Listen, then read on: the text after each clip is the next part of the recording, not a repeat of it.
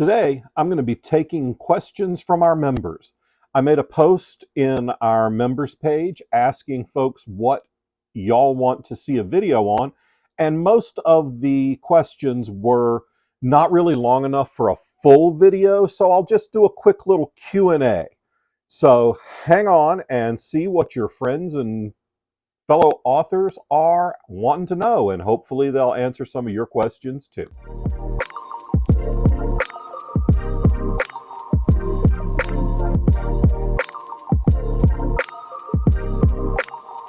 Hey there, welcome back to the channel, or welcome if it's your first time. I'm John Hartness. I'm the founder and publisher of Falstaff Books, as well as the author of over 40 novels, including Quincy Harker Demon Hunter, The Black Knight Chronicles, and Bubba the Monster Hunter, among many others. And today we're taking questions from our viewers. I posted a Q&A to our members, and a lot of the things that y'all want to know about weren't necessarily enough to get a full 20-30 minute video on, but there's some good stuff in here, so I figured we'd just go through the list a little bit. So Suzanne Graham 7076 says they would be interested in a video on self-editing or things to check a draft for before sending it to an editor. Okay, Suzanne, this is a good one because the tighter your manuscript and the cleaner your manuscript, the more the editor can work on the big story things. So I did a video on what editors do and don't do, and a lot of people have this misconception that an editor of a book is just there to fix your misspellings and tell you where the commas go. No, that's not everything that we do. When I'm hired to edit a book, I am working on the story structure, the character development, the arc, and whether or not it makes sense, consistency in voice, tone, word choice, making sure all of the characters sound different, making sure that you're not using anachronistic language if that's not the style of book you're writing. I'm doing a lot more than just telling people where the commas go, because frankly, I'm not a copy editor or a proofreader, and to be honest, I only have kind of the vague notion of where the commas go. I can help you with your word choice and your story structure and your character development. So the better your grammar is from the jump, the less time your editor has to spend focusing on those teeny tiny things, and the more time they can spend focusing on the big things that really can help polish your story to a high gloss. So run it through spell check.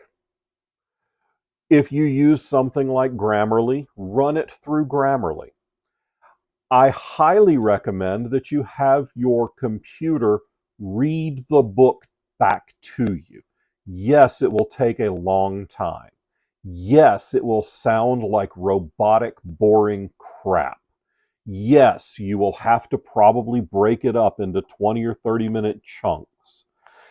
And yes, it will help you catch all of the missing and duplicated words that your eye looks over when you're reading it yourself.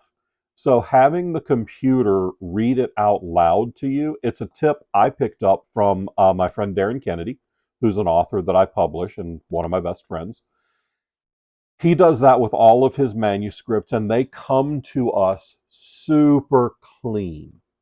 Also go through and make sure that you cut out at least 50% of the times that you start a line of dialogue with the word so. No, I have not read any of your work, but since I've given that note to literally every writer I've edited in a year or two, it probably goes for you too. So those are a few things that you can work on yourself that will make your editor's life easier, and it will free your editor up to pay attention to the big picture. Because if we're stopping every line to correct a random misspelling or a duplicated word or just the sloppy stuff that you could have fixed with spell check, then we're not looking for the things that will really help you elevate your writing. And that's what you're paying a developmental or lead editor, me, for. I'm charging 2 cents a word to edit a manuscript. So if you're sending me 100,000 word novel to edit, you're paying me $2,000 to do it. Don't you want me working on the biggest picture stuff to make your writing as strong as possible instead of focusing on whether or not you got the commas in the right place? Then you're going to have a copy editor and a proofreader to come fix the other stuff. But the more you do, the better off you're going to be. All right, what's next? Michelle J. 1372 says, I'd like one on finding an illustrator, where to look, the best way to approach them, any tips, anything to look out for. Well, Michelle, if you're talking about an illustrator for children's books or picture books, I'm not going to be terribly helpful with that. I'm sorry. I don't publish those, and I've never written one or gone through the process of working with an illustrator for a picture book like that. If you're talking about a cover artist, and they frequently are illustrators, the thing that I do to find a lot of cover artists is I go to comic cons, comic book conventions, because there's always an artist's alley, and there are frequently creators there who have worked for the biggest presses in the world, and they're happy to work on a book cover for you. Because let's face it, the style required to make a book cover is no different than the style for a comic book cover. You just go around, walk around the tables, and see if their artistic style fits yours. That's how I found the cover artist for The Whisperkin, which we just published this year by Lucienne Diver. It's how I found the cover artist for Hideki Smith and the Omokade by A.J. Hartley. Those were both done by comic artists. I've also found artists at fantasy and sci-fi conventions. That's where I found Spoonie, the artist who did the cover for the Shadow Girls. And sometimes I just meet artists at conventions. People come up to my table when I'm selling books. I know that's not going to be terribly helpful for an unpublished writer who doesn't have a book. But another way is talk to other self-published authors that you like their book covers and ask them who did it. We're pretty good about sharing that information because it's not like any of us can keep a cover artist on retainer and pay them a living wage. We just don't publish enough books for that. And we want our cover artists to find work. And that's how I found the artist for one of the first books I did. When I redid the covers for the Black Knight Chronicles, I hired the same cover artist that J.A. Conrath had used for a bunch of his books because he recommended this artist in a blog post. So I hired him. I bet that guy got a ton of work out of that blog post because Rick Gualtieri hired the same guy off of a blog post from Conrath. So there are a lot of ways to find a cover artist, and honestly, finding a picture book illustrator probably works about the same way. Find a book that you like, check out who the illustrator was, email them. So that's my suggestion for that. Nani Mummy says, you know how no one ever wants to buy a new car with last year's plates? Should I delay self-publishing by a few weeks just so all year next year I can have a just published book versus something no one ever heard of that was published last year? No, is my short answer. No one cares when your book was published because it's new to them. I published Quincy Harker Year One a decade ago, and it's still the first time a lot of people are going to have ever seen the book. I'm doing a Comic-Con on Saturday morning, and I guarantee you there will be people there who've never seen my work before. So it could be published 10 years ago, or it could be published 10 days ago, and they won't know the difference. People aren't looking at your pub date when they're looking at your book. They're looking at the cover, and they might read a page or two, or they're talking to you to see if they're interested. No, you should not delay self-publishing your book so that you have that new car smell when you're trying to sell it. You should delay self-publishing your book if you haven't taken enough time to do all of your editorial and make sure your cover is up to snuff and do all of those other things that will make your book really sing. Look, Daisy came to visit. Daisy, don't eat my reading glasses.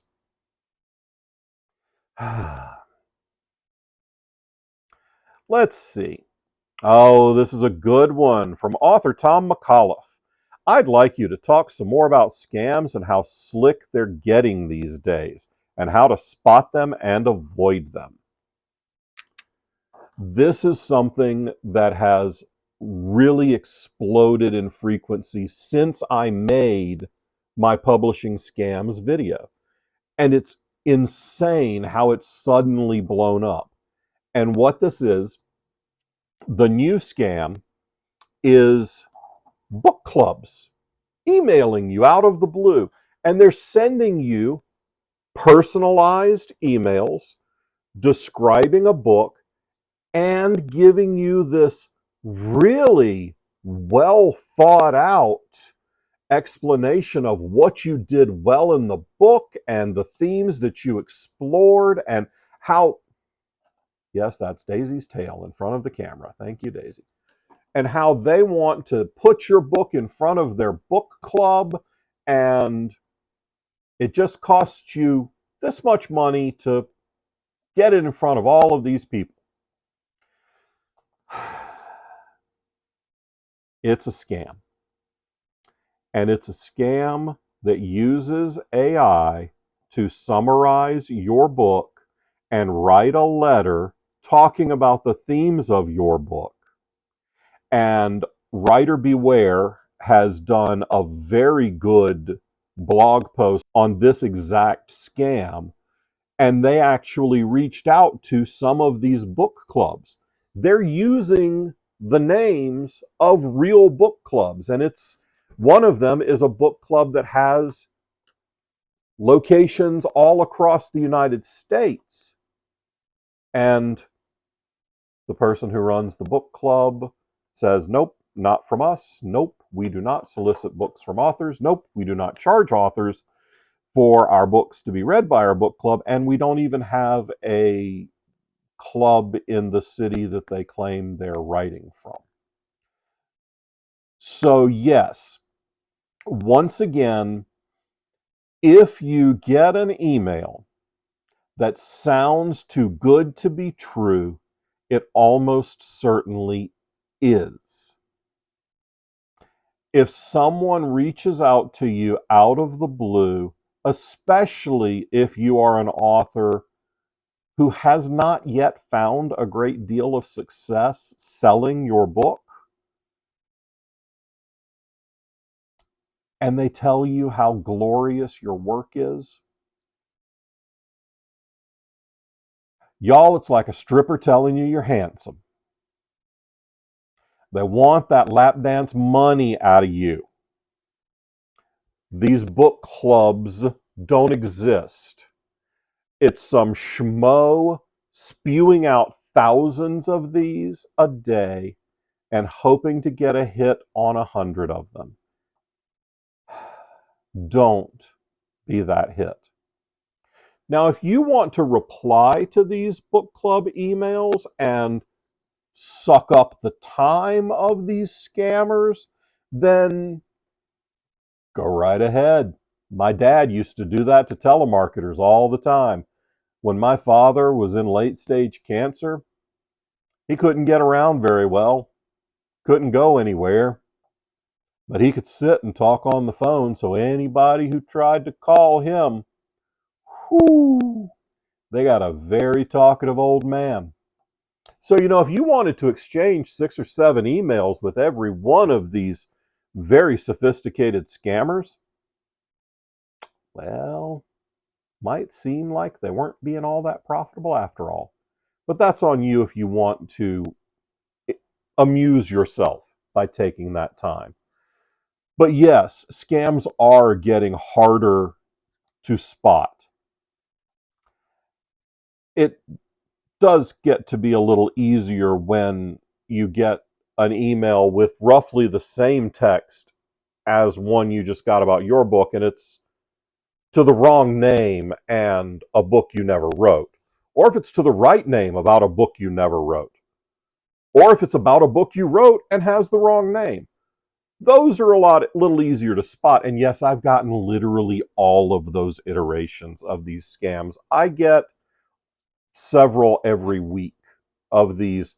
Hi, John, I've just read Reaper, and I love these themes that you. Hi, John, I just read Amazing Grace, and I really love the way that you did this and this and that. And hi, John, I just read Unforgiven. Hi, John, I just read Genesis. And that's where I know it's a lie. Nobody's read that book. Yeah. 9 times out of 10, if somebody's reaching out to you and asking you for money, you probably shouldn't give it to them. All right. This is an interesting one. Stiggs McQueen 3178 says they'd love to see something about whether or not an indie author could be successful marketing their book as an anonymous author. Is that something that could be done today? Or would today's readers reject any book from an anonymous author no matter how good it is? I know that Pirate Abba, or Pirate Aba, I'm not familiar with this author, is one notable example, but I am wondering if that sort of success could be replicated, or is the need for the author to do the marketing so intrinsically tied to the audience's expectations and decision-making process about what to read that it couldn't be done by anyone else? Chuck Tingle has entered the chat. Yes, you can find success today as an anonymous author.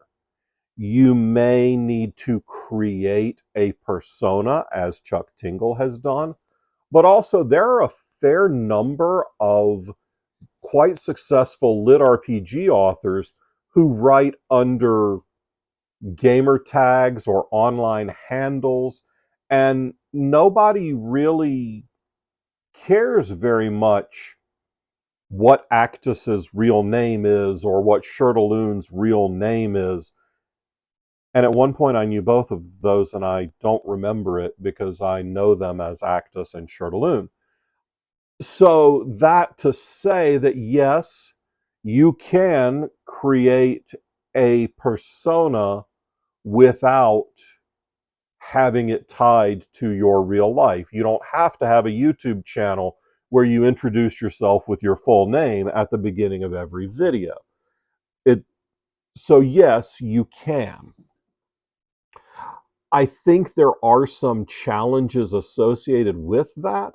Chuck Tingle had no problem staying anonymous when he was writing Tinglers and self-publishing parody male paranormal romance, or I don't honestly know what all the Tinglers are, but basically spoofing pounding something in the butt with something else. Well, when that's all he was doing, it was much easier for him to stay anonymous. Once he started doing appearances, that became a little more difficult. I still have no idea who Chuck Tingle is in real life or what his government name is, nor do I care to find out. I think the aura of mystery around Chuck Tingle is very charming, and the persona that he has created is very charming. And yes, Buckaroo's love is love. And I am absolutely a Chuck Tingle fan. So you can create a false persona. What you don't want to do is create a false persona where you are pretending to be part of a marginalized population and you are not. For example, I would not, under any circumstances, write under a pseudonym and create a fake persona of being a queer woman or being a black man. I would not do that because those are not my truths. So if you want to be anonymous, but be sincere. And if you're going to create a fake identity or an author persona, do so, but make it as authentic as you can do without revealing details that you want kept secret. Fun story about pseudonyms. Many of the people that I know write under pseudonyms, and most of them are women, and that's because some of them were writing spicy romance while they had jobs that would not have approved of them writing spicy romance. Some because they swear too much in their books and they don't necessarily want members of their family to read those sweary books and know it's them. Thanksgiving is uncomfortable enough, fat gang. So I was talking to a friend of mine at a convention one time, and he was talking about this woman that I didn't know. And he said her name and said her name and said her name, and he starts talking about this woman as though she's in his home. I knew his wife. I still know his wife. This was not his wife's name. So after 5 or 6 minutes of talking to him and him talking about this woman that he is obviously living with, and I'm thinking to myself, I have never read this couple as poly, but okay, whatever. Not my life. I don't have to care. But I did say, hey, buddy, who is so-and-so? He said, what? I don't know this person you're talking about. He said, oh. And that's how I found out that his wife, who I'd known for 5 years, was writing under a pseudonym. And I had only ever addressed her by her pseudonym for 5 years. That was the same day I found out that one of my editors writes under a pseudonym. Had no idea. So it's not really that uncommon for authors to operate solely under a pseudonym.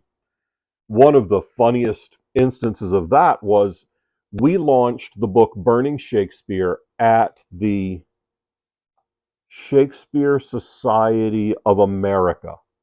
I may have butchered that. Big Shakespearean academic conference. And it happened to be in Florida the year we were launching Burning Shakespeare by A.J. Hartley, who is a renowned Shakespeare scholar. A.J. was already booked to be at this conference because he was at the time a Shakespeare professor for the University of North Carolina at Charlotte. So he had a badge as Dr. Andrew Hartley. Well, I got him another badge as A.J. Hartley with Falstaff Books, and I told him he had to wear them both. And when he was doing panels as Dr. Hartley, he could turn around the UNCC badge. But when he was sitting at the booth trying to sell books, he had to wear his A.J. badge. To a person, people would come up to the booth, talk to him, look at the book in front of him that says A.J. Hartley. And they have known this man for a decade as Andrew Hartley. None of them had any idea. Wait, that's you? You're A.J. Hartley? I didn't know you wrote novels. Burning Shakespeare was his 24th published novel. Yeah. So it is very possible to keep your pseudonym or to keep your secret identity secret. And some people manage to do it without even really trying, just because the separation of their lives is pretty great. I have a lot of people I've known for years who have no idea that I write books because I haven't seen them in a while. They don't follow me on social media. They should. I'm hilarious. Just ask me. But they don't know what I do till I run into them again. And then they're like, wait, what? Yeah. So, yes, you can do it. I'm sure there are pitfalls that I'm not aware of because, well, I do everything under my own name because it's just easier for me to remember. I'm getting a little old. All righty. What is and what isn't worth it to invest money in right away? This is from Not Your Regular Elevator 2157. Ads, book cover, blah, blah, blah. Well, don't skimp on your cover. That does not mean you have to spend $1,000 on a book cover. I have written 40 plus novels and I have published over 350 with Falstaff Books, and I've never spent $1,000 on a book cover. And we make really good covers. So shop around, but you do want to invest money in your book covers. I don't typically recommend that authors start spending money on ads until they have multiple books and their advertising can go somewhere. Because, especially in the science fiction and fantasy world where I live, we live and die by the series, y'all. If I'm trying to send someone to buy the first Quincy Harker Demon Hunter book, which I certainly hope all of you will, there's a link down in the description where you can go to buy those books. I want them to buy the first one because I count on that read through. There are 10 books in that series, so I'm not selling one book, I'm selling 10. That's when ads can be really beneficial, is one purchase off one ad gets you a string of purchases moving forward. When you just have the one book, it's going to be a lot harder to recoup your expense. But you don't want to skimp on book cover and editorial. You want to make sure that the product you're producing is as absolutely good as you can possibly make it. So I hope that helps. All right, that's what we've got for today's Q&A. Thank you all. We'll do another one of these in a little bit. And if you want your question answered in the next one, the best way to do that is to become a member. That way you'll get mentioned in this list that we're showing somewhere on the screen here, or maybe right after this. And you'll be supporting the channel and you'll get all our videos early. Plus, you'll get the community posts that I put up that say, hey, what do y'all want to hear about? All right.